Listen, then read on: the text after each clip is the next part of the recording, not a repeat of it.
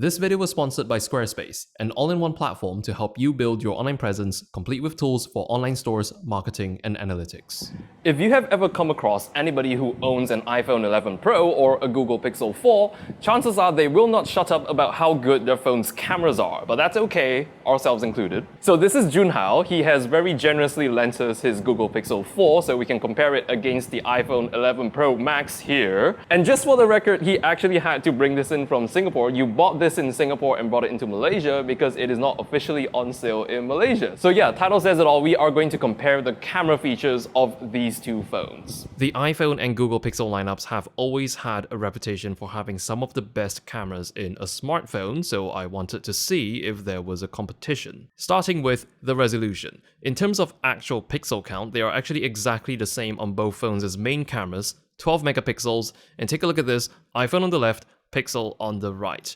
These are from the main cameras, and if we're talking about how much detail they can resolve, I would say that they actually look the same to me. Although the iPhone does have the appearance of being sharper simply because the images have got a bit more contrast to them, but for the telephoto cameras, the Pixel 4 should have an edge. It's got a higher resolution 16 megapixel camera for telephoto, with both cameras set to 2x. Surprisingly, it's the iPhone's image that has more detail. But when we move into digital zoom territory, this is when the super res zoom on the Pixel kicks in and gives it a massive advantage. That technology uses the camera shake from handheld shooting to calculate information between pixels, and the result we get is an image with a degree of clarity and detail that absolutely blows the iPhone away completely. I would also love to compare the ultra-wide angles, except the Pixel doesn't have one, so there's that. By the way, I am also making today's video out of my hotel room because I'm actually currently out of town to teach as a guest lecturer at my university, so just checking in to let you guys know what I am up to. But I would also like to take this opportunity to thank our sponsors for today's Squarespace. I think a lot of us have always wanted a website of our own, but are constantly taken aback by how difficult it is to set up a website.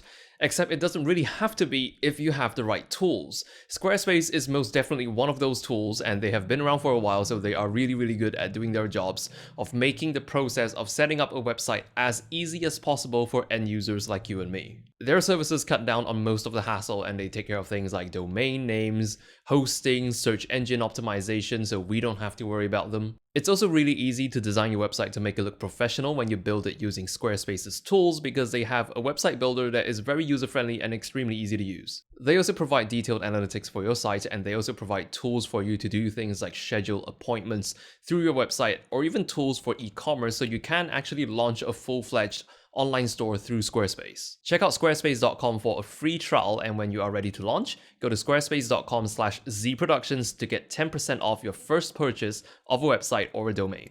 Now back to the iPhone and the Pixel 4. Dynamic range in stills mode, I would actually say that they are on par between the two phones. In portrait mode, the Pixel most certainly does it better, especially when it comes to defining edges at areas where there's a lot of fine detail. And switching over to the front camera, the field of view of the front camera on both phones are now essentially the same.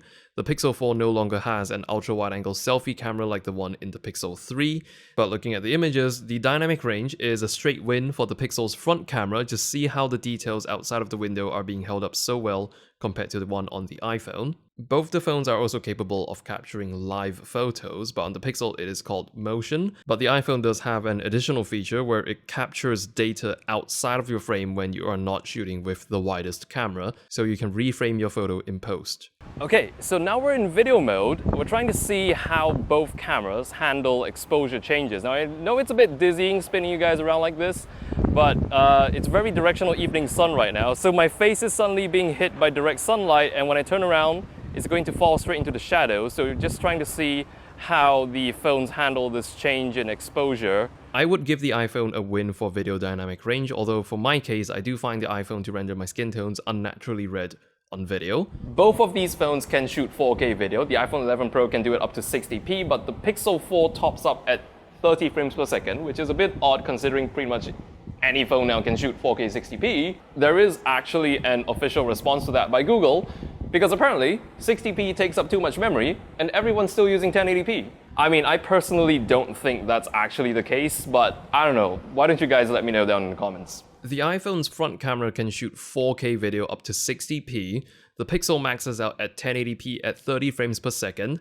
The iPhone can also do 120 FPS slow motion at 1080p, aka slow feeds that nobody really uses anyway. On the main cameras, the iPhone also handles slow motion a little better, up to 240 frames per second at 1080p. The Pixel 4 does 120 FPS at 1080p, but when you go up to 240 frames per second, the resolution drops to 720p.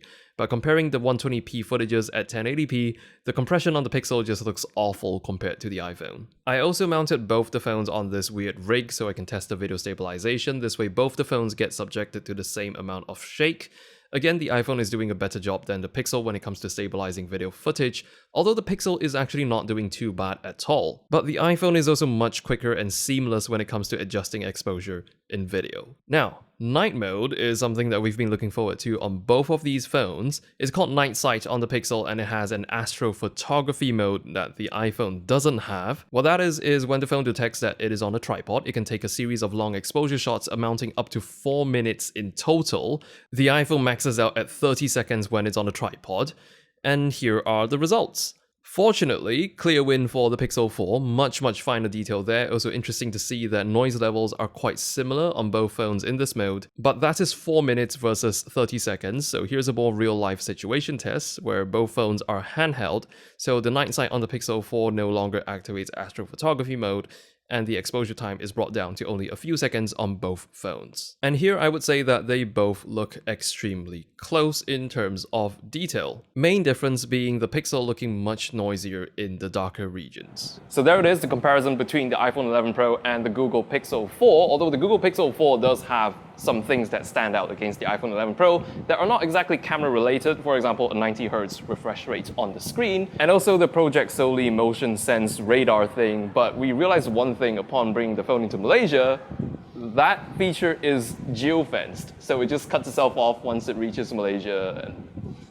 So thank you Junhao so much for coming in today and very generously loading us your Pixel 4 so we can do this comparison. Follow Junhao on Instagram, definitely. Instagram handle right here, check him out.